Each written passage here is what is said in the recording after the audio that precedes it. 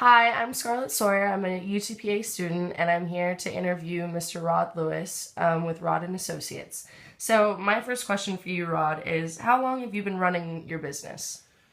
We formed Rodd&Associates about 33 years ago. The original company was set up as a general advertising agency, advertising, promotion, and design. Okay. But right now, I'd say we, over the years, have become known for our work in political advertising and marketing, as well as municipal, cities, counties, things like that. Okay, great. Rod, what are the most important services your business provides for your client? That's a good question. We have a full range of services that we offer at Rodd&Associates, and I'd rather focus in on what we do most of, which is political advertising and design. Okay? When somebody decides to run for office, usually they contact us. Our first meetings are usually informal. We ask them to give us a little bit of their background and why they're running. Once we hear that, our services range from everything from initial campaign, what we call campaign ID, identification, which is most people would think of as the logo of the campaign, the message of the campaign, identifying the potential voters for the campaign, and carrying it all the way through from the beginning steps of graphic design all the way through fundraising, organization, polling, and production of TV, radio, and print. Great, wow. So, what are some positive changes you have noticed in the new age of social media? Ooh, there's no question one of the biggest positive changes it's had for us is in an area as isolated, really, as we are. Think of the border area especially, which is also an area that has an incredible amount of voters. It was in the past very hard to get your message to them. Whereas now with phones and the net, we can get our message out a lot quicker, a lot easier, Right. and gauge the response of it rather quickly. It used to be very costly to even go through a massive TV production, contract the media to get it out, whereas now up it goes onto the website within 24 hours, locally produced in-house, and it's out there the next day. So that's the upside. The downside of it is I'm talking about the positive images, the positive messages we're sending out. What about what the opponent's doing? Sometimes a very negative impact Right. can be had, and it is also immediate. Oh, okay. Sometimes we're caught unprepared. Think of the last presidential campaign, the home video that one of the waiters at Romney's speech did. Devastated that campaign. There was Right. the real man talking in his real words, unawares that every potential voter in the United States saw it that night. So that's the primary downside. You used to be able to dodge a bullet, as we used to say, of not being on the 6 o'clock news. Well, the 6 o'clock news is now 24 hours a day. That's very true. My next question is, how has social media changed your profession? Social media probably has been the biggest change in this agency's history. What you do as a political agency or as a municipal agency is always try to feel the pulse of the voters and the potential voters, and of course inspire them to go out and vote for your candidate. What used to be our source of information was polling and of course newspaper, radio, TV. Social media has made it an ongoing, daily, and almost sometimes hourly input of info and feedback, very important to an agency, which was something that never existed when we formed this agency. When we formed the agency, there were barely home computers. Now, I could gauge the effectiveness of something I'm running on a candidate's website, an ad that's running on TV at night, radio that's running as the candidate is driving to my office for a meeting.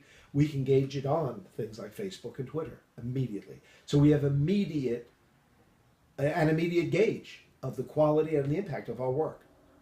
Okay, break. How does your media influence culture? And as a media professional, have you experienced a time when local media influenced the community? Absolutely, but understand that I have a unique answer to that question because I feel I am the local media. So you're asking me, how does my work affect the culture? That's part of what I do. I not only am listening to the local voters in this case, I'm also trying to influence them towards electing my candidates or using the city I'm promoting for their shopping and lifestyle and businesses. So yes, it's a daily ongoing thing. It's a give and take. I'm listening to the voters or the consumers, and at the same time I'm trying to influence them. What's beautiful about social media is that there's a much quicker, a much more economical, a much faster, and a much more home based. In other words, I'm getting them in their homes. They're turning on their computers or turning on their iPhones and seeing my work on a daily basis. And to give you an example, when people will say, well, who are you working on now? I'm able to answer it because they've seen my work immediately. Right. Great. Okay. Great. My last question, which is probably the most important question for me, is how can a person looking to break into a career in your field begin? There's no question even if it's a list of what you want to do in your life and PR, advertising, and marketing is on that list, there's no question you must work for or with an agency or a designer or one of the media before you get really involved in making your decision of that's what I want to do for the rest of my life. The business, and it is a business, is not at all as many people perceive it is. It is a business. And I think it's important, whether it's an internship, being an intern at an agency or a TV station or a radio station or a newspaper. I think being an intern, part-time work, even a volunteer at an agency. I just want to show up and help in whichever way I can. I think it's a 24/7 career. Even if we're not in the office, we're thinking about our work or we're looking at the work done by other people. It's an all-encompassing career, and if you don't love it, don't do it. Right. Don't do it. And I think you'll know if you're going to love it by working at one or helping out at one. And it could be as simple as working as a file clerk here. And God knows there's enough work piled up on my desk to file for the next 10 years. But just seeing the rudiments of what makes a campaign, you could learn just by filing my files. This is pre-campaign, this is during the campaign, this is post-campaign, this is the archive of the work that was done, and you can put the pieces together just from my files. And you might find it fascinating, or you may find it incredibly boring, or you may find it, I don't want to do this. Right. So I think definitely having some time, and I'd say at least 2 or 3 months to a year, working with the field that you want to get involved with would be key to making that decision. Okay.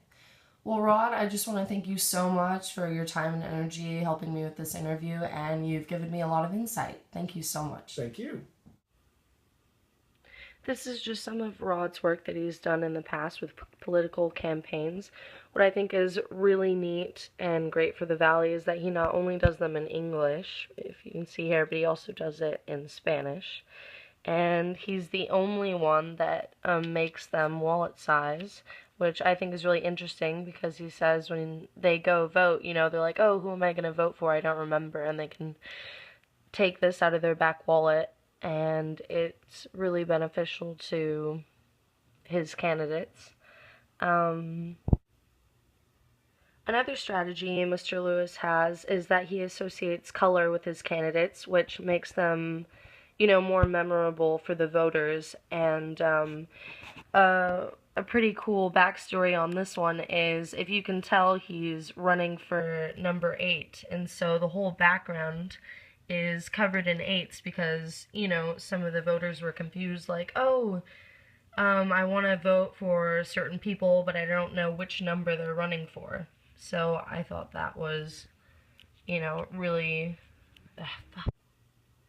Another strategy Mr. Lewis uses is he associates color with his candidates, which is more memorable to the voters. And And what's really neat with this backstory, is that he was running for number 8, and as you can see there, 8's all across the background. And when people were voting, they were confused. Oh, you know, I know these names, but I can't remember which number they're going for. And so this way, it was, you know, it was stuck in the voters' heads, which I thought was a good move on Rodd's part. The last one I want to talk about here is Melba Gonzalez, and you can see she's running for Edinburgh School Board.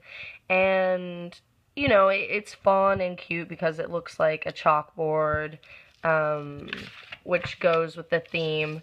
But then when you turn it around, you see a picture of her and a more serious take on what she's about, and it's even signed, which makes it personal, which I thought, you know, was very teacher-like. And so what Rodd does is he just, like, overlooking all of them, you know, his main goal is just to get you to remember who his candidates are and, you know, what they're going for, and I think he does a really great job.